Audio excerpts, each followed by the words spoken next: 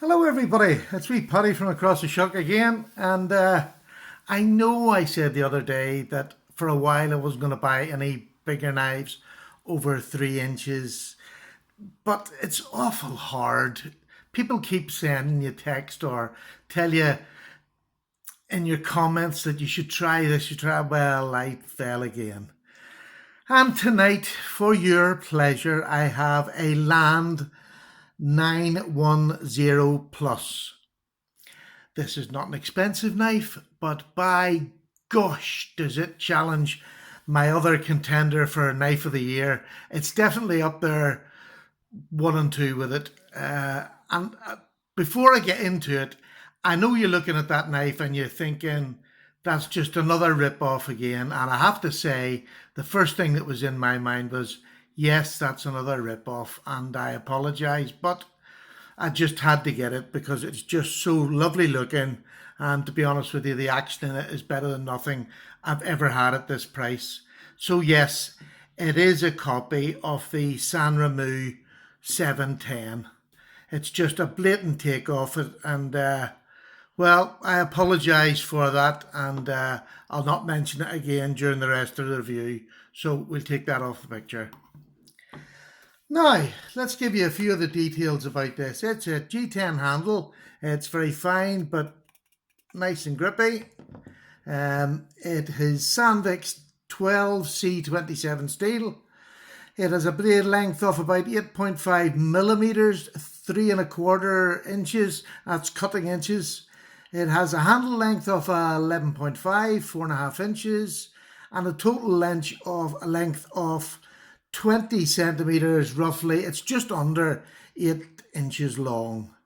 The weight is 127 grams, which is not bad for, the cutting edge and what's there, which is 4.5 ounces, which is, I can carry that no problem whatsoever. The blade thickness, and where we're going to start, is 3 millimeters thick. Now, I'm going to start here because this is a $15 delivered knife, okay? $15. Remember that the whole way through this because it's very important. I'm going to bring the spine up. Can you see that that spine is rounded, and it's rounded perfectly, absolutely perfectly. It has jimping on the top of it, which has great traction. You cannot slip off that jimping. It's marvelous. The blade itself is a flat ground. I think it's flat. To be honest with you, yeah, I think it is flat for about 3/4 of the way up. There's just a little flat spot on the top there if you wanted to use your fancy sharpening machines. It is a beautiful grind on it. It is as sharp as hell out of the box. I'm going to say I haven't had to do anything. I'll always strop it. If it's sharp, I'll give it a strop, and that's all I've done to it. I gave it a strop. I was going to do an unboxing. I've kept all the stuff, but to be honest with you, I'm not very good at surprises, so once I know it's there, I want it out. Beautiful blade. I have to say the shape exactly the same as the 710, but as I say, I don't want to refer to that all night. The G10 is lovely. All the screws are Torx. There's a lanyard hole which goes all the way through. It's blue anodized, and a blue anodized spacer at the back where it goes through. There are anodized thumb studs on it. And I'll have to say the pocket, at the back, that's the only thing that's not the same as a 710. They must have picked another copy to do that double dip. Can't think which one it is offhand, but I'm only new around. So there we go. It is lovely all the way around. The fit and finish all the way around here, like the knife I done, I think my last knife, it is absolutely perfect. There's not a bit out. There's no hard edges. Absolutely no hard edges whatsoever. When you come down to, it's a liner lock, they have it cut out so you can get your thumb across easily to the liner lock. It's not sharp. It's not going to hurt your fingers. You push your thumb and you collect the whole lot on the way across. There's nothing wrong with it whatsoever. And inside it, if I bring that up, I hope you can see it's cut out on the top section, obviously not the bottom because that's a liner lock. The liner lock's 50%, absolutely perfect. Absolutely perfect. Right on there. I hope you can see. And it hits there every time. It doesn't jump hard or slow, that's where it goes. So, in just in shortness, I am over the moon with this knife for $15. Do you know, I can't even remember the fella's name who told me you have to try this. It's as good as it was the 759 Ganzo, 759M, I think it is. I'd already stated it has a good chance of being my knife of the year. Well, let me tell you, this has equaled it by just there's no saying. It has definitely equaled it, if not surpassed it. And before I do, I'll show you the action of it before I go. I'll lift the camera up. But I think you can. It is just the most beautifully finished knife. Everything's been shined. All the hardware is all shiny and nice. It's all shiny and nice. Sounds like a gold coin. It is just a beautiful knife. I can't find any fault with it whatsoever. I'm dying to find some. I can't. You know, it opens and closes absolutely beautifully. It runs on bearings. Just look at that. I mean, that is.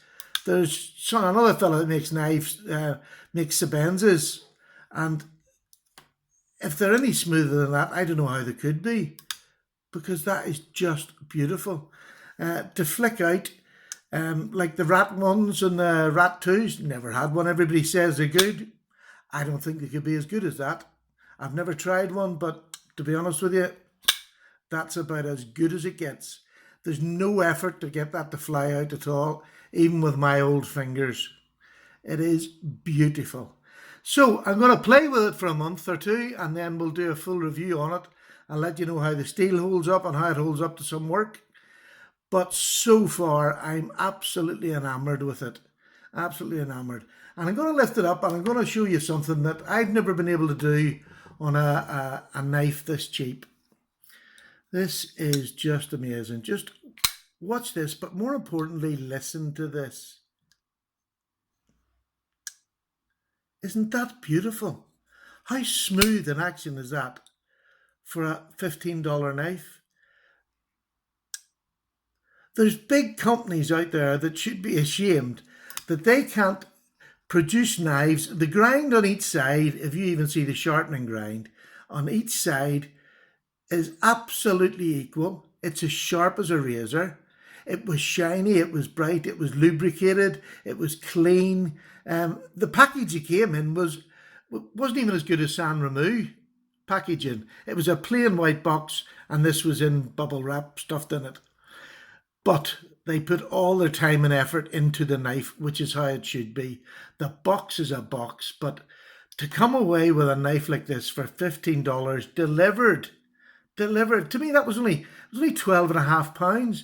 I can't believe I have got this standard of knife with that sort of action for £12, $15. Look at that, it's just ships down. There's nothing, it is so smooth. So I'll put it down there and I'll give you one last look at her before I go and take her out and play with her. I think that is stunning. It's a shame they had to copy the Sanrenmu 710, but you know, all knives. TVs are made in the same country and they all look the same, but they're different people. So there we go. Right, folks, thank you very much. I hope the joke hasn't annoyed anybody, but it's a joke. It's a most beautiful knife, and I can honestly, so far, without hesitation, saying, get it and try it at the same time as me. There's nothing much can go wrong with it. It's a knife, do you know what I mean? I know it's going to be all right. If it's Sandvik steel, what's wrong with that? Sanrenmu I trust. I actually trust Sanrenmu better than a lot of big companies to make a product that is good, to make a product that lasts. I haven't had a bad Sanrenmu knife. I've had plenty of bad other ones, but there we go. Okay, folks, that's me. Thank you very much. A very good evening to you, and I'll see you in a month or so with this knife. I say it's the Land. It's a Sanrenmu Land. a 910 plus with 12C 27 Sandvik steel.